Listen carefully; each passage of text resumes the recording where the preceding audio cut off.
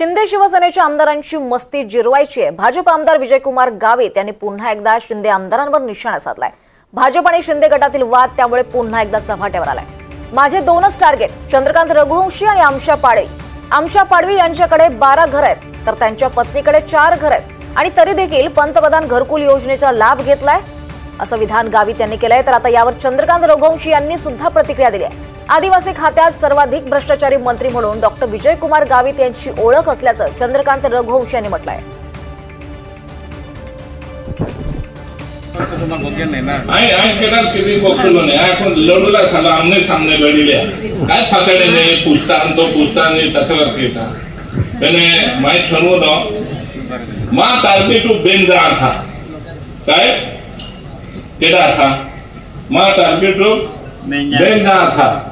एक चंद्यो आणि भीरो आमशो टार्गेट है तुम्हा नाकी दियो मा टार्गेट माय चालू दिला है तुम्हा काय नाही क्या ते बी ऐके येणार भात तो थोडा वाचायला दियो आय खूप विचार केला तो तेव्हा कापू केडल गोग्या ना काय केता ना एक त्याने एकलो जातो रविवार असो एकलो जातो मुंबई में आय फोन सागर जास्ती मस्ती केला टेके आपण या मस्ती दिलवूल आहे मना कोण एक खूप विचार के उठे सोमवारी आणि मा कार्यक्रम एको पीए लोकोन हाद्यो आणि त्या लोकांना एको एक इतिहास के सगळा लक्ष विद्या यंदा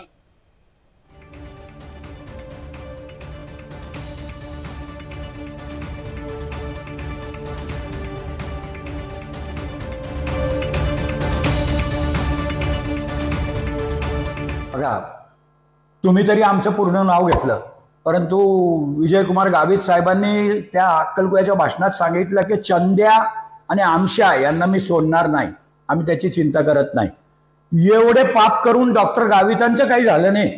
आम्ही तर कुठलंही आजपर्यंत गैरप्रकार केलेले नाहीत। त्यांनी चौकशी करावी, आमच्या तक्रारी कराव्या, काही अडचण नाही। आम्ही चुकलो असेल, आम्ही पाप केले असतील तर हा परमेश्वर आम्हाला सुद्धा शिक्षा देईल। परंतु ज्यांनी भ्रष्टाचाराचा कलंक या जिल्ह्याला लावला, सर्वात भ्रष्ट मंत्री जर कुठे जन्माला आला असेल तर तो नंदुरबार जिल्ह्यामध्ये विजयकुमार गावितच्या रूपाने आला आणि त्या माणसाने आमच्यावर आरोप करावेत ही लोकशाहीची चेष्टा आहे असं मला तरी वाटतं। गावित साहेबांना करू द्या आरोप। गावित साहेब जरी म्हणत असतील की युती होणार नाही स्थानिक स्वराज्य संस्थेमध्ये, आम्हालाही काही अडचण नाही। फक्त आम्ही हेच सांगितलंय की आमचे नेते आदरणीय देवेंद्रजी फडणवीस, आदरणीय एकनाथराव शिंदे आणि आदरणीय अजितदादा पवार हे जो निर्णय घेतील त्या निर्णयाशी आम्ही बांधील आहोत।